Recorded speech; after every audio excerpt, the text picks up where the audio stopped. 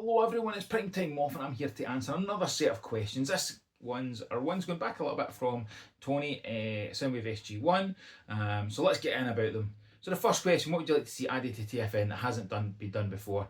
So the beautiful thing I love about TFN is that they have, in recent years, and rumour being that something special this year, managed to pull things out the bag that nobody expected. That script piece in 2022 in the Saturday Night Club Con is one of the coolest experiences I've ever had, sitting in a room of like-minded people hearing these amazing bits from Jim and Chris. So I think that has piqued me. I would be scared to suggest what I think TFN could do because I think they pull off some incredible things. So I'm looking forward to this year's Club Con. So I'm going to throw another option out there. In 2019, I'm sure it was, the Mapes brothers did a panel on visionaries. Now, back then, I thought I was all in on Transformers and I was really invested in it. Since then, joining PrimeTimeToyz, doing the YouTube channel with Simon, every week I watch Transformers a show. I'm listening to Triple Takeover almost every single day when I'm out doing a walk or I'm driving to work.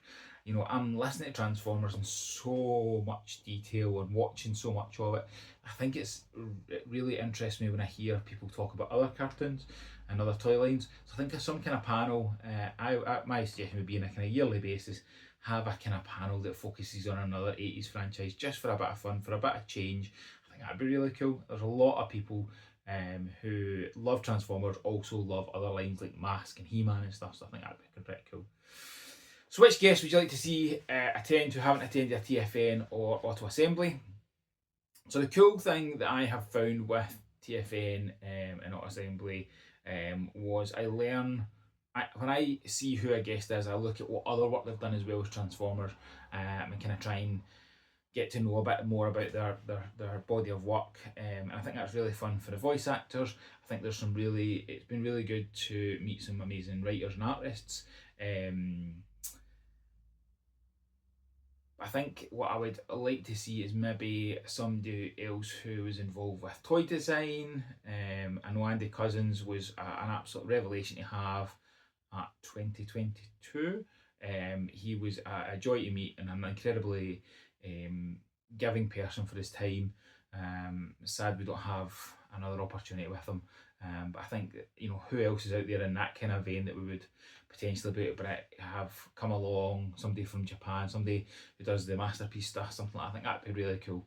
So I think that's the kind of thing I'd like to see kind of varying up, because TFN do a great job of newer voice actors, older voice actors, newer comic people, older comic people.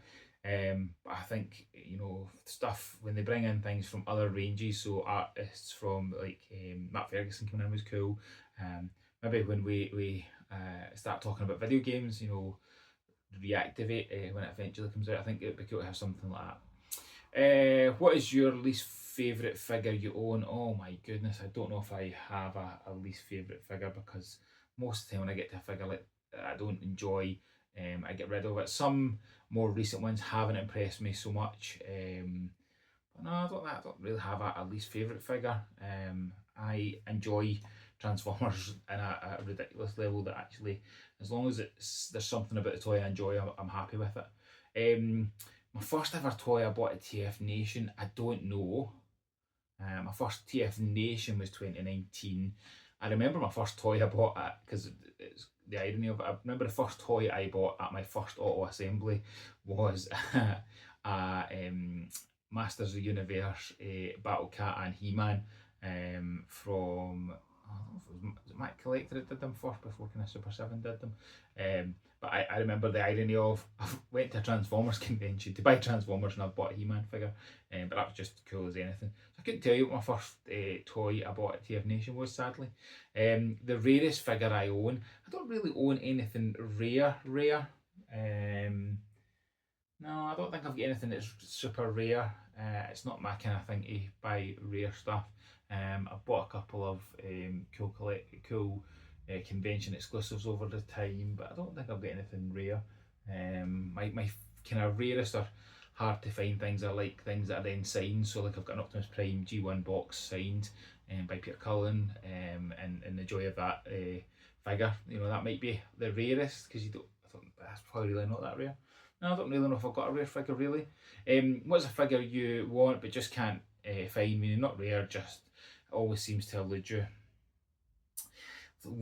I'll give you one, and I can't remember the exact name offhand, but it was the Brave Max repaint of Perfect Effects Fortress Maximus.